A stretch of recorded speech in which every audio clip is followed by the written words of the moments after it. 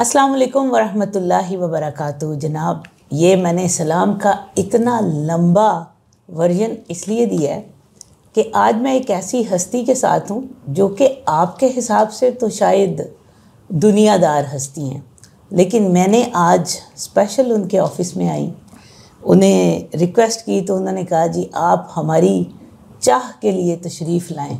और ये जो चाह है ना पंजाबी वाली, ये एक्चुअली अंग्रेज़ी वाली कॉफ़ी में बदल दी गई, लेकिन हम यकीनन आपकी चाह के लिए आए हैं, ठीक है।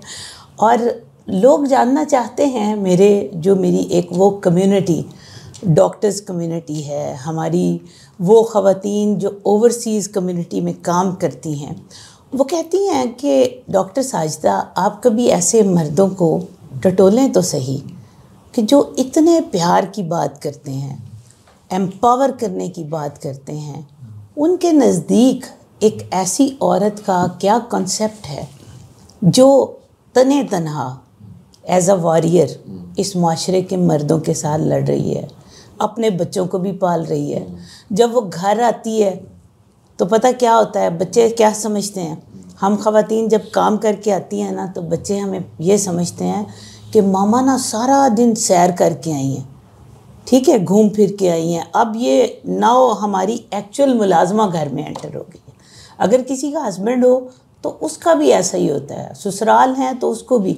ख़वातीन को जिन जिन मसाइल का सामना है, प्लस अगर वो बेचारी हो भी अकेली और वो सुबह तैयार होके बाहर जाती है तो मुआशरा उसको क्या कहता है, अगर वो ग्रूम होके नहीं गई तब भी मुआशरा उसको क्या कहता है।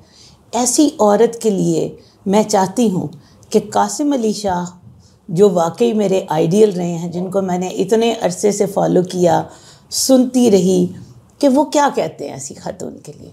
अच्छा देखिए डॉक्टर साहबा, एक तो मैं आपका शुक्रिया अदा करता हूँ। मेरे लिए बड़े एजाज़ की बात है कि मेरे बड़े मोहतरम मेरे बड़े भाई भी हैं, मेरे फादर फिगर भी हैं, मैंने मुर्शद भी कहता हूँ, डॉक्टर नदीम भट्टी साहब, और मेरी इनके साथ एक बड़ी प्यारी को तकरीबन कह लीजिए 10 साल पुरानी दोस्ती है और बड़ी रूहानी सी दोस्ती है हमारी। हम कभी इकट्ठे हो जाते हैं तो टाइम एंड स्पेस से बाहर चले जाते हैं। तो जब मुझे इन्होंने बताया, मेरी खुशी की इंतहा नहीं थी कि आपकी माशाल्लाह अपनी इतनी फॉलोइंग है और आपका जो काम है वो इतना उसको अप्रिशिएट किया जाता है, और एक सही मानों में एक ऐसा काम है जो मुख्तलिफ है। बड़े कम लोग होते हैं जो किसी फील्ड में स्पेशलाइजेशन तक जाते हैं, और जो दुनिया में नई टर्म आई है सुपर स्पेशलाइजेशन, तो आप तो सुपर स्पेशलाइजेशन तक चले गई अल्हम्दुलिल्लाह, जो कि पाकिस्तान में आटे के नमक की आयोडीन के बराबर है। ये तरतीब देखें ना, आटा है उसका नमक है और फिर उसमें आयोडीन होती, बिल्कुल ना होने के बराबर। तो ये अल्लाह की बड़ी मेहरबानी होती है कि अल्लाह हमें किसी एक फील्ड का सुपर स्पेशलिस्ट बनाए। अच्छा, अब जहाँ तक आपका सवाल आ जाता है डॉक्टर साहब, मैं अपनी जो मेरा एक्सपोजर है, मैं एक्सपोजर की बात करते हुए मैं अपने इस व्यू को देना चाहूँगा, क्योंकि ये एक ऐसा सवाल है जिस पे किसी ज़माने में मैंने ट्रोलिंग फेस की हुई है, और शायद ट्रोलिंग करने वाले ने मेरी बातचीत का एंगल एक ऐसा बनाया जो कि शायद मेरा स्टैंस ही नहीं था। तो एंगलिंग का जो मीडिया की टर्म में वर्ड है वो बड़ा डिफरेंट वर्ड है। मीडिया ने एक नया वर्ड बनाया जी, एंगलिंग। एंगलिंग का मतलब है कि आप किसी भी चीज़ का एक ऐसा रुख बना दें जो हकीकत में ना हो, वो हो जो दिखाने वाला दिखा रहा है, जो बताने वाला, समझाने वाला और कहने वाला है वो कुछ और कह रहा है। मेरा व्यू ये था या है कि जो दीन है, मैं रिलीजन की बात कर रहा हूँ, मज़हब की बात नहीं कर रहा। दुनिया में क्योंकि 2 हिस्सों में तकसीम है, एक मज़हब है, मैथोलॉजीज़, एक रिलीजन है। रिलीजन अल्लाह की तरफ से नाजिल होता है, जिब्राइल अलैहिस्सलाम के ज़रिए नबियों तक आता है, और जो मज़हब है वो एक एवोल्यूशन का प्रोसेस होता है, सदियों की एवोल्यूशन के बाद को प्रिंसिपल सेट होता है। मज़हब और दीन में बड़े सिमिलर प्रिंसिपल्स भी हैं। दुनिया का हर मज़हब और हर दीन ईमानदारी को अच्छा समझता है, ऐसे ही ये नहीं कहता भाई मानिए करो। सबसे पहले आती है। दुनिया के मज़ाहिब और दुनिया के अदियान की वैल्यूज़ अगर मैं ये कहूँ कि यूनिवर्सल हैं तो गलत नहीं है, यूनिवर्सल वैल्यूज़ हैं। अब होता ही है कि हम एक कंपैरेटिव एनालिसिस करें कि तमाम रिलीजन और तमाम मज़ाहिब के सामने इस्लाम खड़ा, जिसको हम आखिरी दीन कहते हैं। آخری نبی آخری میسج لے کر اللہ کا پیغام لے کر آئے قرآن مجید کی شکل میں، اور آپ کی اپنی عملی زندگی وہ اسی قرآن کو انڈورس کرتی ہے کہ جو اللہ کا پیغام ہے وہ سرکار دو عالم وسلم کی زندگی ہے۔ میرا تھیسس ساری اس گفتگو کا پہلا جو پوائنٹ میں پیش کرنے لگا ہوں یہ ہے کہ وہ یہ ہے، دین اسلام نے جو رسپیکٹ، جو گریس، جو ریگارڈ اور جو مرتبہ اور مقام وومن کو دیا ہے، دنیا کی کسی مائتھولوجی اور کسی ریلیجن نے نہیں دیا۔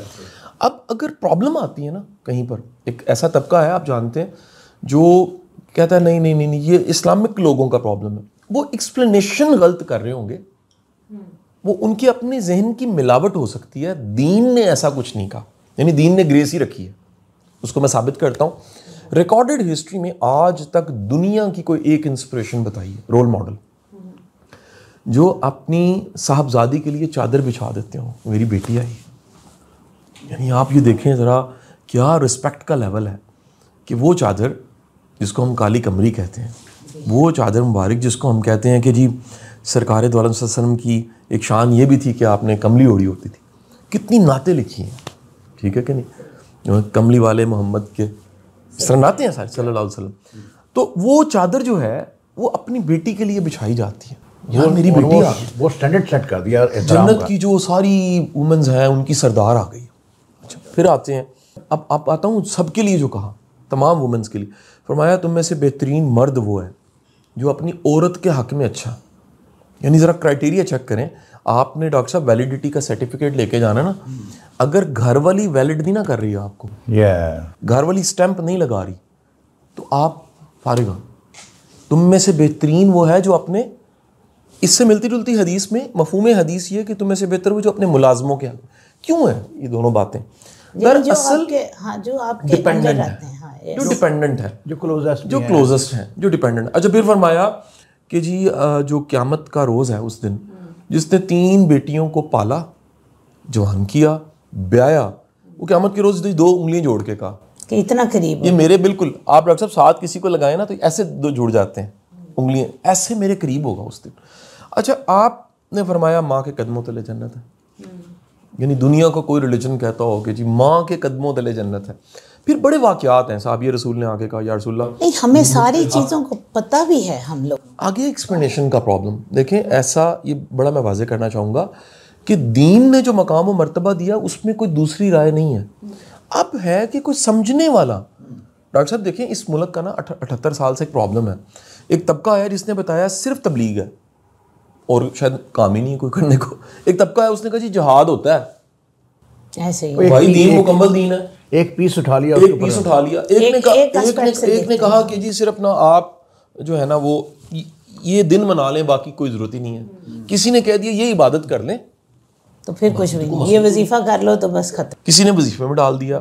دین تھا مکمل دین، اور دین کا یہ جو اسپیکٹ ہے دیکھیں، دین تو یہ بتا رہا ہے کہ وراثت کی تقسیم کیسے ہونی ہے، دین تو یہ بتا رہا ہے آپ کو کہ قرآن میں آیات ہیں کہ آپ کی زمین اگر پک گئی ہے، تیار ہو گئی ہے، اور ڈاکٹر صاحب آپ خود کیونکہ کیسے میں گجرات سے بلانگ کرتا ہوں، سرگودا سے بلانگ کرتی ہوں، تو آپ میری بات کو سمجھیں گی، دین نے کہا کہ اگر تمہارا پانی نکلا ہے، تمہارا اپنا ہے، وہ استعمال تم نے کیا ہے تو اس پہ عشر دینا ہے تم نے 5%، زمین کے اس مال پہ جو نکلا ہے اللہ کے فضل سے اس پہ عشر دینا ہے آپ نے، اور اگر اس پہ اللہ نے بارش برسا دی ہے، یعنی تمہیں قدرت نے زیادہ ہی فیسیلیٹیٹ کر دی، ایفرٹ بھی نہیں تمہاری لگی، تو پھر عشر تمہیں 10% دینا، بڑھا دینا تم نے عشر۔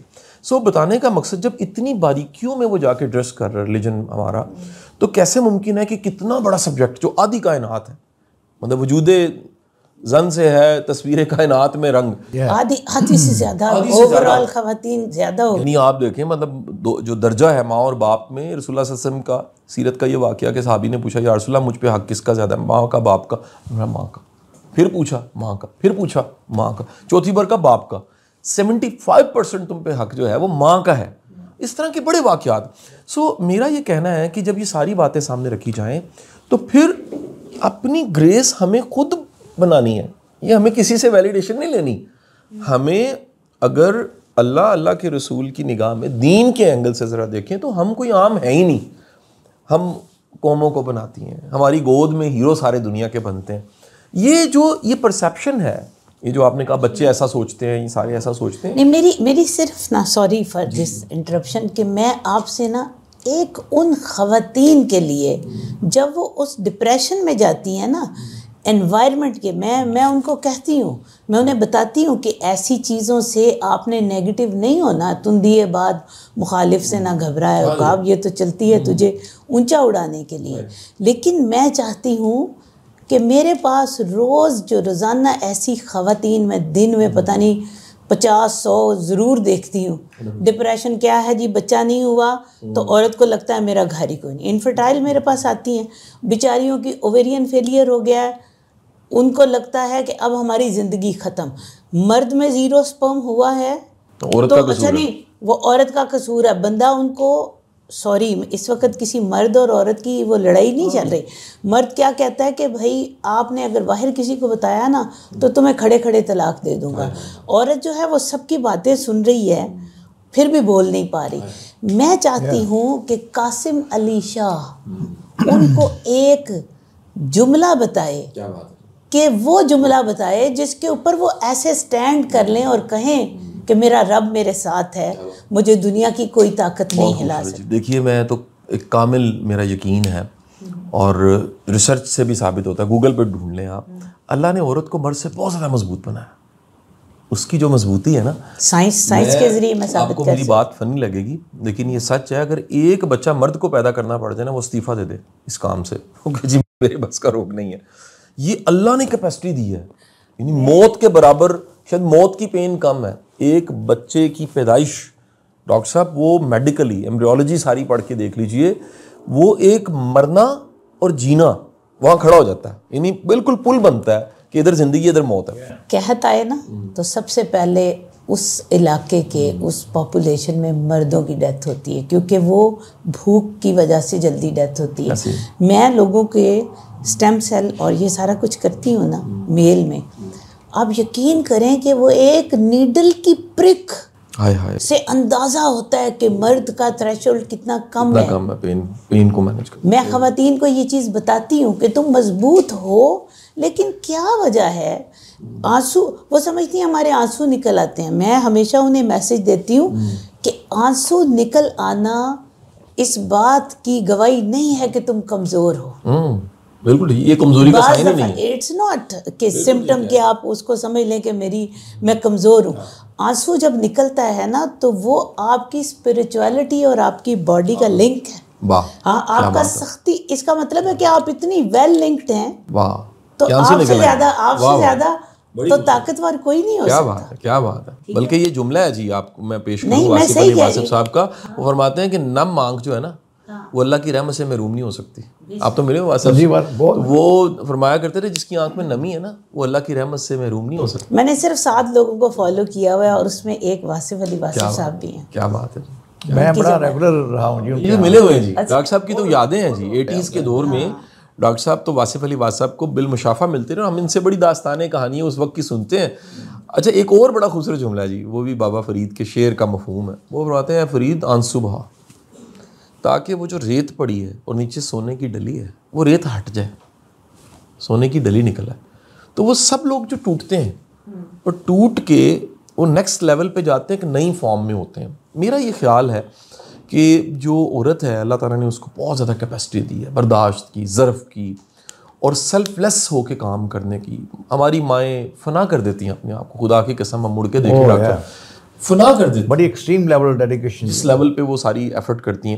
سو میں تو سلوٹ پیش کرتا ہوں جی وہ تمام ہماری جو بہنیں ہمیں سن رہی ہیں، تمام جو پروفیشنلز ہیں اور تمام جو کام کرنے والی. ہاں ایک سوری میں آپ سے ہم نے نا، میں نے تفصیلاً تو گفتگو کرنی ہے کیونکہ ابھی ٹائم ہے کم، آپ نے کم ٹائم دیا ہے. صرف ایک مجھے سوال میرا کہ میں پیدا تو میں مسلمان ہوئی ڈیفینیٹلی، میں اگر چاہوں کہ میں مسلمان سے مومن تک کا سفر طے کروں اور آپ سے گائیڈنس لوں تو مجھے کیا کرنا ہے؟ کیا فرق ہے ایک مسلمان میں اور ایک مومن میں؟ اگر ایک شخص اپنی میچورٹی کی ایج میں سوچتا ہے کہ ناؤ آئی ہیو ڈیسائیڈڈ، لیکن اس کو سمجھ نہیں آتی، ٹھیک ہے، تو اس کے لیے مجھے وہ ٹپ دیں اور ڈفرینس بھی بتائیں. یہ میں آپ سے ایکچولی میرا بڑا ملنے کا خوبصورت سوال ہے. دیکھیں ڈاکٹر صاحبہ, اس کا جو کلاسیکل جواب ہے نا, وہ تاریخ کے اوراق میں اشفاق احمد صاحب کا وہ جملہ یاد آ جاتا ہے کہ کسی نے, وہ اشفاق صاحب نے ایک بابے سے پوچھا, جو وہ منجی جو ہوتی ہے نا اس کی پنیدی وہ مینیج کر رہا تھا, تو اس سے پوچھا, تو اس نے کہا کہ جی سمپل ہے, جو مسلمان ہے وہ اللہ کو مانتا ہے, اور جو مومن ہے وہ اللہ کی مانتا ہے. یہ ایک بڑا تھن لائن سا ڈفرینس ہے. جی, اللہ کو ماننا اور اللہ کی ماننا. اللہ کی ماننا. مجھے یہ لگتا ہے میڈم کہ جو مسلمانی ہے نا ہماری, وہ ظاہر کی دنیا ہے. اس میں ماتھے پہ محراب ہے, اس میں ٹخنے اونچے ہیں, اس میں ہاتھ میں تسبیح ہے, اس میں نمازیں ہیں, اس میں وضو ہے. جو ایمانی معاملہ ہے, مومن ہے, وہ اندر کی دنیا ہے. وہ آپ کی نیت کا اخلاص ہے, وہ آپ کی نیت کا وضو ہے. تو اس کا مطلب ہے کہ ہو سکتا ہے کہ کوئی شخص بائی برتھ ہی مومن ہو, اسے رب نے یہ چیز دی ہو. ابھی آپ نے ایک چیز کی تفصیل, میں آپ کی باتوں سے ہی فوراً میرے دل میں ایک خیال آیا کہ مسلمان وہ ہے جو اللہ کو مانتا ہے, اور مومن وہ ہے جو اللہ کو جانتا ہے. جانتا ہے نہیں, اس کو جانتا ہے کہ میرا رب یعنی جب وہ اس کو جان لے گا نا تو اس کو پتہ لگ جائے گا اور وہ کر لے گا. فلاسفیکل پوری ڈیبیٹ ہے, لیکن اس جاننے میں نا جی بنیادی طور پہ جو ہے نا جی, وہ آپ اس کی رضا پہ راضی ہوتے ہیں, مزے کے ساتھ, خوشی کے ساتھ, کہ یار یہ میری مرضی نہیں, میرے رب کی مرضی ہے. جب تک انسان گریٹیٹیوڈ نہ ایک فلفلمنٹ کی جو فیلنگ ہے نا, اگین واصف علی واصف کی سینگ ہے, جو اطمینان ہے نا وہ روح کی حالت ہے, وہ ذہن کی حالت نہیں ہے. مطمئن القلوب جو ہے نا, وہ کوئی ہارٹ کی میڈم مشین لگا کے بلڈ پریشر چیک کر کے کہ نارمل ہے, وہ مطمئن کی بات نہیں ہو رہی.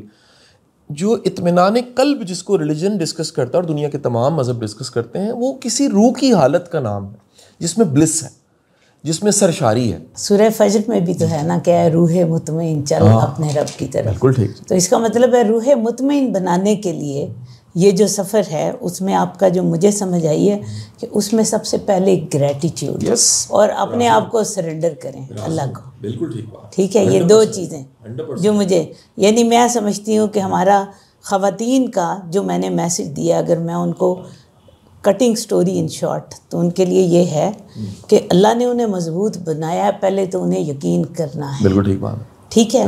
پھر انہیں گریٹیٹیوڈ اپنے رب کو شو کرنا ہے. ٹھیک ہے, کیونکہ جب ہم اس کا شکر ادا کریں گے نا تو ہم اور مضبوط ہوں گے.